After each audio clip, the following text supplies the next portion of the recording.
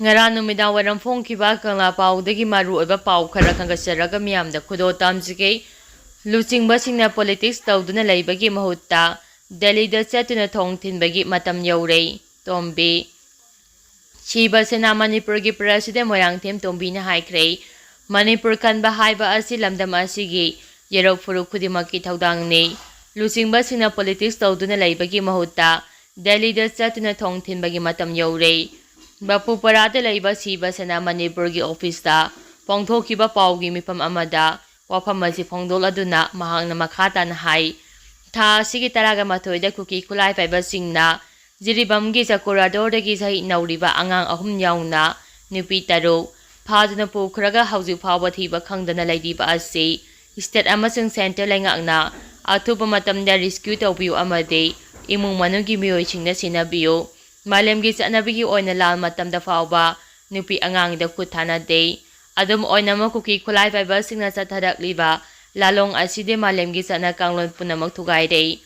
thong sing aside yamna lebak masata daba thong ni haina Shiba Sena na lawi democracy sa paleba amada apamba demand tanbada akai balaite adum oina ma diban adum maram sa natraka sate amade piba pidaba haipadu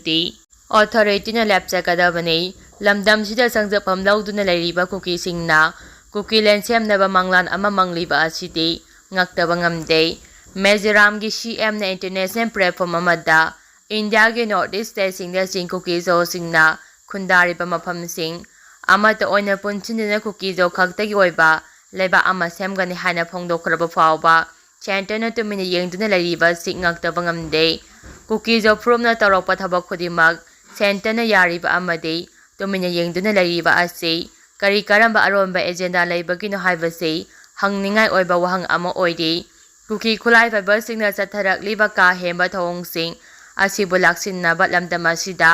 thajilak liba central forcing su thagi talab soidraga loire haibagi wakhalda yengduna laire lamdama si lo na ba lamdam ama oirabasu leitabaga pangka oide haina mahangna makhata na pendre ba phongdokki Makha tarak poine editorial gi pawda miyam da khudo tamjike refugee ne leibak thugaina balandarak pasi Manipur na ahan bani leiba amada atopa leibak tagi logi wangbada sangsilak pa terroristing ne attack tawduna miyam gi punsi amasung lan thumang hanta anbagi thawdok singlei aduga terroristing aduna leiba adu khudum channaba hona banatraga leiba adu mase tana thugairaga makhogi oiba tokhaiba leiba ama semnaba demand tawbodi leitre adobo Indo Myanmar border gi rogi wangbada ngamkhai lana sangsilakiba khulai faiba refugee terrorist group singa lengaka suspension of operations su sign tawna kharaba matung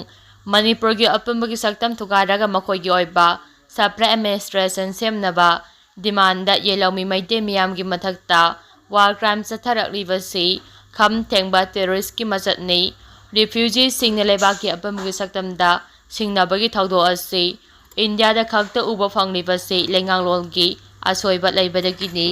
loinina lengakpa singna makhoibu mapanga fodoktuna lebak munnaba hotnaba refugee sing laksinaba hotnabagi mahut refugee sing da minungsu utpagi thong chathaduna miyamgi marakta imunai mutana hanbagi thausil sathaba haibase India lengaki luchingba singge thawong ase debate and rule amadi apamgi saktam thugaina ba miyam gi marakta singjep thabane India government ne English masama panipugama panda namnaw losumbi kraba Manipur da leiba asigi asabai state singi miyam da natana atopa leibak singdagi sangsilak pa illegal refugee singna Manipur gi yelawmi singmo makhoi gi khayak nungda yosilhanduna phurup ki kangkhul muthanaba thawoina silabra haibagi singnaba leitabanate masimakna Manipur gi yelawmi singdagi mitop singna masing henduna maramdamda minority tarakhibadagi miyamna mitop changlapa thingnaba inner line permit system chanahalu haiba pandamda sahi kaya khongjang sangsilakiba adudagi India government na thenglabasi thengna miyamgi demand adu pirakre adubu istelengang na ILP chanabagi kanglon adu mapungphana sana hanba ngamdabadagi ILP chanabagi wahan thok laiktabadagi mitop singna ising ichawgum lepna changlakpa amadi khunda laita sinba leptre leiba asigi state singda mitop sing changsilakpa amadi khunda laita sinbagi ꯊꯕꯛꯁꯤꯡ ꯂꯦꯞꯇꯅ ꯆꯠꯊꯕꯗꯒꯤ ꯑꯄꯤꯛꯄ ꯐꯨꯔꯨꯞꯁꯤꯡ ꯌꯣꯛꯁꯤꯟꯈꯤꯕꯗꯒꯤ ꯊꯕꯛꯁꯤꯡꯗ ꯇ꯭ꯔꯤꯄꯨꯔꯥꯗꯒꯤ ꯇ꯭ꯔꯤꯄꯨꯔꯤꯁꯤꯡ ꯃꯔꯝꯗꯝꯗ ꯈꯣꯡꯗꯥꯐꯝ ꯂꯩꯔꯛꯇꯕꯗꯒꯤ foreigner ꯑꯃꯒꯨꯝꯅ ꯍꯤꯡꯕꯗ ꯅꯠꯇꯅ ꯃꯈꯣꯏꯒꯤ ꯈꯣꯡꯒꯨꯜ ꯐꯥꯎꯕ ꯃꯨꯠꯁꯤꯜꯂꯛꯂꯦ꯫ ꯃꯇꯧ ꯑꯁꯨꯝꯅ ꯆꯍꯤꯆꯥ ꯀꯌꯥ ꯃꯅꯤꯡ ꯃꯈꯥ ꯇꯝꯂꯛꯈꯤꯕ ꯌꯦꯜꯂꯧꯃꯤ ꯃꯩꯇꯩꯁꯤꯡꯒꯤ ꯈꯣꯡꯒꯨꯜ ꯃꯨꯠꯈꯤꯕ ꯌꯥꯕꯒꯤ ꯐꯤꯚꯝꯗ ꯂꯩꯔꯛꯂꯤꯕ ꯑꯁꯤ ꯂꯥꯏꯕꯛ ꯊꯤꯕꯅꯤ꯫ ꯃꯩꯇꯩꯁꯤꯡꯅ ꯃꯁꯥꯒꯤ ꯐꯨꯔꯨꯞꯀꯤ ꯁꯛꯇꯝ ꯑꯃꯗꯤ ꯃꯈꯣꯏꯒꯤ ꯀꯥꯡꯈꯨꯜ ꯃꯨꯠꯈꯤꯗꯅꯕ ꯈꯣꯜꯂꯥꯎ ꯂꯥꯎꯔꯤꯉꯩ ꯆꯩꯔꯛꯇ ꯔꯤꯐ꯭ꯌꯨꯖꯤꯁꯤꯡ ꯀꯨꯀꯤꯖꯣ ꯅꯥꯔꯀꯣ ꯇꯦꯔꯣꯔꯤꯁꯤꯡꯅ ꯃꯃꯥꯡ ꯆꯍꯤ 2019ꯒꯤ ꯃꯦ 3ꯗꯒꯤ ꯈꯪꯍꯧꯗꯅ ꯂꯥꯟꯗꯥꯔꯛꯇꯨꯅ ꯃꯩꯇꯩ ꯃꯤꯌꯥꯝ ꯍꯥꯠꯄꯒꯤ ꯋꯥꯔ ꯀ꯭ꯔꯥꯏꯝ ꯆꯠꯊꯔꯛꯈꯤꯕ ꯊꯥ 19 ꯃꯄꯨꯡ ꯐꯥꯔꯦ꯫ ꯔꯤꯐ꯭ꯌꯨꯖꯤꯁꯤꯡꯅ ꯃꯩꯇꯩ ꯃꯤꯌꯥꯝꯒꯤ ꯃꯊꯛꯇ ꯂꯥꯟꯗꯥꯔꯛꯂꯤꯕꯁꯤ ꯏꯁꯇꯦꯠ ꯑꯁꯤꯒꯤ ꯃꯅꯨꯡꯗ ꯃꯈꯣꯏꯒꯤ ꯇꯣꯉꯥꯟꯕ ꯂꯩꯕꯥꯛ ꯑꯃ ꯁꯦꯝꯒꯅꯤ ꯍꯥꯏꯕꯁꯤꯅꯤ꯫ ꯃꯇꯥꯡ ꯑꯁꯤꯗ ꯍꯪꯕ ꯌꯥꯕ ꯋꯥꯍꯪꯗꯤ ꯃꯩꯇꯩ ꯃꯤꯆꯝ ꯍꯥꯠꯄ, ꯌꯨꯝ-ꯀꯩ ꯊꯥꯕ ꯑꯃꯗꯤ ꯃꯤꯆꯝ ꯐꯥꯕꯒꯤ ꯀ꯭ꯔꯥꯏꯝꯁꯤꯡ ꯆꯠꯊꯔꯒ ꯃꯈꯣꯏꯒꯤ ꯗꯤꯃꯥꯟ ꯐꯪꯕ ꯉꯝꯒꯗꯧꯔꯤꯕ꯭ꯔꯥ ꯍꯥꯏꯕꯁꯤꯅꯤ꯫ ꯔꯤꯐ꯭ꯌꯨꯖꯤ ꯀꯨꯀꯤ ꯇꯦꯔꯣꯔꯤꯁꯤꯡꯅ ꯃꯈꯣꯏꯒꯤ ꯗꯤꯃꯥꯟ ꯇꯧꯒꯦ ꯍꯥꯏꯔꯕꯗꯤ ꯁꯦꯟꯇꯔ ꯑꯃꯗꯤ ꯁ꯭ꯇꯦꯠ ꯂꯩꯉꯥꯛꯇ ꯇꯧꯒꯗꯕꯅꯤ꯫ ꯃꯤꯌꯥꯝ ꯃꯔꯨꯑꯣꯏꯅ ꯃꯩꯇꯩꯁꯤꯡꯅ ꯃꯈꯣꯏꯒꯤ ꯗꯤꯃꯥꯟ ꯄꯤꯒꯗꯕ ꯅꯠꯇꯦ꯫ ꯀꯨꯀꯤ ꯇꯦꯔꯣꯔꯤꯁꯤꯡꯅ ꯂꯩꯉꯥꯛꯄ ꯑꯃꯗꯤ ꯁꯦꯀ꯭ꯌꯨꯔꯤꯇꯤ ꯐꯣꯔꯁꯁꯤꯡꯗ ꯂꯥꯟꯗꯥꯕꯒꯤ ꯃꯍꯨꯠꯇ ꯑꯇꯝꯅꯅ ꯃꯩꯇꯩꯁꯤꯡꯒꯤ ꯃꯊꯛꯇ ꯈꯨꯠ ꯊꯥꯕꯒꯤ ꯊꯕꯛ ꯆꯠꯊꯔꯤꯕ ꯑꯁꯤ ꯇꯥꯏꯑꯣꯟꯅꯕ ꯑꯃꯗꯤ ꯑꯔꯥꯟꯕ ꯂꯥꯟꯗꯥ ꯆꯠꯊꯕꯅꯤ꯫ ꯃꯁꯤꯅ ꯃꯔꯝ ꯑꯣꯏꯔꯒ ꯀꯨꯀꯤ ꯑꯃꯁꯨꯡ ꯃꯩꯇꯩ ꯑꯅꯤꯒꯤ ꯃꯔꯛꯇ ꯑꯃꯨꯛ ꯍꯟꯅ ꯎꯅꯕ ꯌꯥꯗꯕꯒꯤ ꯃꯔꯝ ꯑꯣꯏꯍꯜꯂꯤꯕ ꯑꯁꯤꯅ ꯃꯔꯝ ꯑꯣꯏꯔꯒ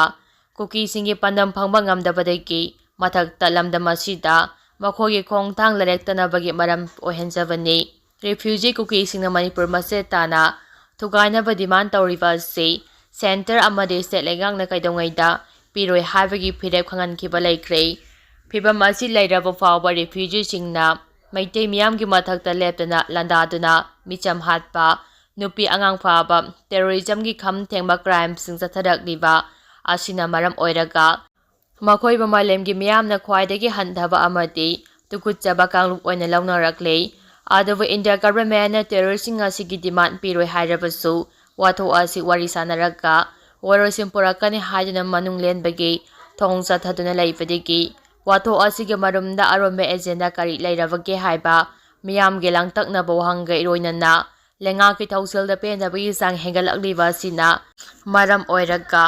ꯃꯦꯟꯂꯦꯟ ꯏꯟꯗꯤꯌꯥꯒ ꯃꯔꯤ ꯇꯠꯅꯕ ꯄꯥꯝꯕ ꯎꯕ ꯐꯪꯂꯛꯂꯤꯕꯁꯤ ꯂꯩꯉꯥꯛꯄꯁꯤꯡꯅ ꯊꯣꯛꯍꯜꯂꯛꯈꯤꯕꯅꯤ ꯂꯧꯏ꯫ ꯃꯈꯥ ꯇꯥꯔꯛꯄ ꯄꯥꯎꯗ ꯀꯨꯀꯤ ꯈꯨꯠꯂꯥꯏ ꯄꯥꯏꯕ ꯒ꯭ꯔꯨꯞꯁꯤꯡꯅ ꯆꯍꯤ ꯅꯧꯔꯤꯕ ꯑꯉꯥꯡꯁꯤꯡꯕꯨ ꯔꯤꯀ꯭ꯔꯨꯏꯠ ꯇꯧꯗꯨꯅ ꯑꯈꯟꯅꯅ ꯑꯣꯄꯔꯦꯁꯟ ꯆꯠꯊꯅꯕ ꯍꯣꯠꯅꯔꯤ꯫ ꯍꯧꯈꯤꯕ ꯆꯍꯤ 2019ꯒꯤ ꯃꯦ 3ꯗꯒꯤ ꯍꯧꯗꯨꯅ ꯉꯁꯤ ꯐꯥꯎꯕ ꯀꯔꯝꯕ ꯃꯇꯝꯗ ꯂꯣꯏꯁꯤꯟꯒꯅꯤ ꯍꯥꯏꯕ ꯉꯝꯗꯅ ꯂꯩꯔꯤꯕ ꯊꯥ 19 ꯍꯦꯟꯖꯤꯜꯂꯛꯂꯕ ꯏꯔꯥꯡ ꯑꯁꯤꯒꯤ ꯃꯅꯨꯡꯗ ꯇꯣꯉꯥꯟ ꯇꯣꯉꯥꯟꯕ ꯀꯨꯀꯤ ꯈꯨꯠꯂꯥꯏ ꯄꯥꯏꯕ ꯒ꯭ꯔꯨꯞꯁꯤꯡꯅ ꯇꯨꯡꯗ ꯑꯣꯄꯔꯦꯁꯟ ꯀꯌꯥ ꯃꯥꯏ ꯄꯥꯛꯅ ꯆꯠꯊꯅꯕꯒꯤ ꯄꯥꯟꯗꯝꯗ ꯆꯍꯤ ꯅꯧꯔꯤꯕ ꯑꯉꯥꯡꯁꯤꯡꯕꯨ ꯔꯤꯀ꯭ꯔꯨꯏꯠ ꯇꯧꯔꯦ ꯍꯥꯏꯅ ꯅ꯭ꯌꯨꯁ 19ꯅ ꯔꯤꯄꯣꯔꯠ ꯇꯧꯔꯛꯂꯤ꯫ ꯃꯈꯥ ꯇꯥꯔꯛꯄ ꯄꯥꯎꯗ ꯐꯥꯖꯤꯟꯈꯤꯕ 3 ꯊꯥꯗꯣꯛꯇ꯭ꯔꯤꯕ ꯐꯥꯎꯕ ꯑꯁꯤꯕ ꯍꯛꯆꯥꯡ 12 ꯂꯧꯕ ꯌꯥꯔꯣꯏ ꯍꯥꯏꯅ MICAꯅ ꯊꯤꯡꯖꯤꯟꯈꯤꯕꯗꯒꯤ ꯀꯨꯀꯤꯁꯤꯡ ꯄꯦꯟꯗ꯭ꯔꯦ꯫ ꯃꯤꯖꯣꯔꯥꯝ ꯗ ꯑꯁꯤꯕ ꯍꯛꯆꯥꯡ 12 ꯑꯣꯛꯅꯕ ꯁꯦꯝ ꯁꯥꯔꯨꯔꯒ ꯊꯤꯡꯖꯤꯟꯈꯤꯕꯗꯒꯤ ꯅꯤꯡꯕ ꯀꯥꯏꯔꯦ꯫ ꯃꯅꯤꯄꯨꯔ ꯄꯨꯂꯤꯁꯀꯤ ꯑꯥꯏ.ꯖꯤ. ꯃꯁꯥꯃꯛ ꯖꯤꯔꯤꯕꯥꯝꯗ ꯂꯩꯗꯨꯅ ꯀꯨꯀꯤ ꯈꯨꯠꯂꯥꯏ ꯄꯥꯏꯕꯁꯤꯡꯅ ꯐꯥꯈꯤꯕ ꯃꯤꯑꯣꯏꯁꯤꯡ ꯀꯟꯅꯕ ꯍꯣꯠꯅꯔꯤꯕ ꯊꯕꯛꯁꯤꯡ ꯀꯨꯞꯅ ꯌꯦꯡꯁꯤꯜꯂꯤ꯫ ꯀꯨꯀꯤ ꯈꯨꯠꯂꯥꯏ ꯄꯥꯏꯕꯁꯤꯡꯅ ꯊꯥ ꯑꯁꯤꯒꯤ 18ꯗ ꯖꯤꯔꯤꯕꯥꯝꯒꯤ ꯕꯣꯔꯥꯄꯦꯛꯇ ꯈꯨꯜꯗꯒꯤ ꯑꯉꯥꯡ ꯌꯥꯎꯅ ꯃꯤꯑꯣꯏ 3 ꯐꯥꯖꯤꯟꯈꯤꯕꯗꯨ ꯊꯥꯗꯣꯛꯇ꯭ꯔꯤꯕ ꯐꯥꯎꯕ ꯁꯦꯀ꯭ꯌꯨꯔꯤꯇꯤ ꯐꯣꯔꯁꯀ ꯈꯨꯠ ꯊꯣꯛꯅꯕꯗ ꯂꯩꯈꯤꯗ꯭ꯔꯕ ꯀꯨꯀꯤ ꯃꯤꯂꯤꯇꯦꯟꯠ 12ꯒꯤ ꯑꯁꯤꯕ ꯍꯛꯆꯥꯡ ꯄꯣꯁ꯭ꯠꯃꯣꯔꯇꯦꯝ ꯇꯧꯕ ꯌꯥꯔꯣꯏ ꯑꯃꯁꯨꯡ ꯏꯃꯨꯡ ꯃꯅꯨꯡꯅ ꯑꯁꯤꯕ ꯍꯛꯆꯥꯡ ꯂꯧꯕ ꯌꯥꯔꯣꯏ ꯍꯥꯏꯅ ꯃꯤꯅꯤꯁꯇ꯭ꯔꯤ ꯑꯣꯐ ꯍꯣꯝ ꯑꯦꯐꯤꯌꯔꯁ MICAꯒꯤ ꯃꯥꯏꯀꯩꯗꯒꯤ ꯊꯤꯡꯖꯤꯟꯈꯤꯕꯗꯒꯤ ꯀꯨꯀꯤꯁꯤꯡꯅ ꯄꯦꯟꯗ꯭ꯔꯦ꯫ MICAꯅ ꯊꯤꯡꯖꯤꯟꯈꯤꯕ ꯑꯁꯤꯅ ꯀꯨꯀꯤꯁꯤꯡꯒꯤ ꯑꯁꯤꯕ ꯍꯛꯆꯥꯡ ꯑꯗꯨ ꯃꯤꯖꯣꯔꯥꯝꯗ ꯃꯥꯔꯁꯤꯌꯦꯟꯁꯤ ꯍꯥꯏꯅ ꯑꯆꯧꯕ ꯊꯧꯔꯝ ꯑꯃꯒ ꯂꯣꯏꯅꯅ ꯂꯂꯣꯟ ꯆꯝꯕꯒꯤ ꯊꯧꯔꯝ ꯄꯥꯡꯊꯣꯛꯀꯅꯤ ꯍꯥꯏꯅ ꯇꯧꯔꯝꯕꯗꯨ ꯇꯣꯛꯈ꯭ꯔꯦ꯫ ꯏꯟꯗꯤꯖꯤꯅꯁ ꯇ꯭ꯔꯥꯏꯕꯦꯜ ꯑꯦꯗꯚꯣꯀꯦꯁꯤ ꯀꯃꯤꯇꯤꯒꯤ ꯃꯥꯏꯀꯩꯗꯒꯤꯗꯤ ꯂꯩꯈꯤꯗ꯭ꯔꯕꯁꯤꯡ ꯄꯣꯁ꯭ꯠꯃꯣꯔꯇꯦꯝ ꯇꯧꯕ ꯑꯃꯁꯨꯡ ꯃꯌꯨꯝꯗ ꯄꯨꯊꯕ ꯊꯤꯡꯖꯤꯟꯈꯤꯕ ꯑꯁꯤ MICAꯅ ꯅꯠꯇꯦ ꯃꯅꯤꯄꯨꯔ ꯄꯨꯂꯤꯁꯅꯅꯤ ꯍꯥꯏꯅ ꯌꯥꯝꯅ ꯀꯟꯅ ꯄꯦꯟꯗꯕ ꯐꯣꯡꯗꯣꯛꯈ꯭ꯔꯦ꯫